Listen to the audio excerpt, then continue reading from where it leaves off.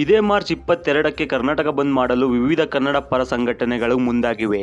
ಕರ್ನಾಟಕ ಬಂದ್ ಹಿನ್ನೆಲೆಯಲ್ಲಿ ವಾಟಾಳ್ ನಾಗರಾಜ್ ನೇತೃತ್ವದಲ್ಲಿ ಹೋರಾಟಗಾರರು ಈಗಾಗಲೇ ಪ್ರತಿಭಟನೆಗೆ ಚಾಲನೆ ನೀಡಿದ್ದಾರೆ. ಆದರೆ ಅಂದು ವಿದ್ಯಾರ್ಥಿಗಳಿಗೆ ಪರೀಕ್ಷೆಗಳಿರುವ ಹಿನ್ನೆಲೆಯಲ್ಲಿ ಕರ್ನಾಟಕ ಬಂದ್ ನಡೆಯುತ್ತಾ, ದಿನಾಂಕ ಬದಲಾಗುತ್ತಾ ಅನ್ನೋ ಚರ್ಚೆ ಶುರುವಾಗುತ್ತಿದೆ. ಆದರೆ ಈ ಬಗ್ಗೆ ಖುದ್ದು ವಾಟಾಳ್ ನಾಗರಾಜ್ ಅವರೇ ಮತ್ತೊಮ್ಮೆ ಸ್ಪಷ್ಟಪಡಿಸಿದ್ದಾರೆ. ಕರ್ನಾಟಕ ಬಂದ್ಗೆ ಕರೆ ನೀಡಿರುವ ವಾಟಾಳ್ ನಾಗರಾಜ್ ಹಾಗೂ ವಿವಿಧ ಸಂಘಟನೆಗಳ ಹೋರಾಟಗಾರರು ಇಂದು ರಾಜಭವನಕ್ಕೆ ಮುತ್ತಿಗೆ ಹಾಕಲು ಮುಂದಾದರು. ಅರ್ಧ ದಾರಿಯಲ್ಲಿಯೇ ಬಿಗಿ ಭದ್ರತೆ ಕೈಗೊಂಡಿದ್ದ ಪೊಲೀಸರು ಪ್ರತಿಭಟನಾಕಾರರನ್ನು ವಶಕ್ಕೆ ಪಡೆದಿದ್ದಾರೆ. ಇದಾದ ಬಳಿಕ ಮಾತನಾಡಿದ ವಾಟಾಳ್ ನಾಗರಾಜ್ ಅವರು, ಮಾರ್ಚ್ 22ಕ್ಕೆ ಬಂದ್ ಮಾಡೇ ಮಾಡ್ತೀವಿ, ಯಾವುದೇ ಕಾರಣಕ್ಕೂ ಬಂದ್ ಡೇಟ್ ಚೇಂಜ್ ಮಾಡಲ್ಲ, 100ಕ್ಕೆ 100 ಅಖಂಡ ಕರ್ನಾಟಕ ಬಂದ್ ಫಿಕ್ಸ್. ಕರ್ನಾಟಕ SSLC ಪರೀಕ್ಷೆ ಬೇಕಾದ್ರೆ ಮುಂದೂಡಲಿ, ನಾವಂತೂ ಬಂದ್ ಮುಂದೂಡಲ್ಲ. ಮಾರ್ಚ್ 22ಕ್ಕೆ ಬಂದ್ ಫಿಕ್ಸ್ ಎಂದು ವಾಟಾಳ್ ನಾಗರಾಜ್ ಅವರು ಸ್ಪಷ್ಟಪಡಿಸಿದ್ದಾರೆ. ನಾವು ನಮ್ಮ ಕನ್ನಡ ನಾಡಿಗೋಸ್ಕರ ಬಂದ್ ಮಾಡ್ತಾ ಇರೋದು. ಪರೀಕ್ಷೆ ಮುಂದೂಡಬೇಕಾಗಿರೋದು ಕರ್ನಾಟಕ ಸರ್ಕಾರದ ಕರ್ತವ್ಯ.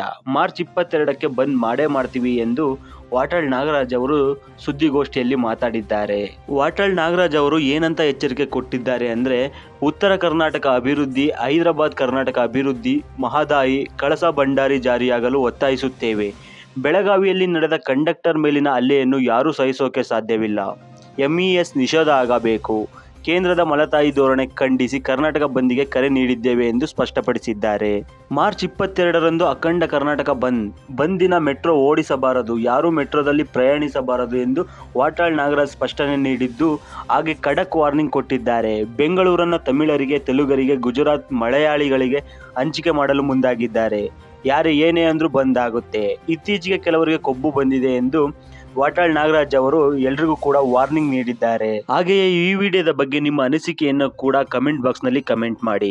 ಕಂಡಕ್ಟರ್ ಮೇಲಿನ ಹಲ್ಲೆಯನ್ನ ವಿರೋಧ ಮಾಡಿ ಕರ್ನಾಟಕ ಬಂದ್ ಮಾಡಬೇಕಾ ಅಥವಾ ಮಾರ್ಚ್ 22ರಂದು ನಡೆಯಬೇಕಾದ SSLC ಎಕ್ಸಾಮ್ ಇರುವ ಕಾರಣ ಬಂದ್ ಮಾಡಬಾರದಾ ಎಂದು ನಿಮ್ಮ ಅನಿಸಿಕೆ ಅಭಿಪ್ರಾಯವನ್ನು ಕಮೆಂಟ್ ಮಾಡುವುದರ ಮೂಲಕ ತಿಳಿಸಿ. Thank you for watching. Take care.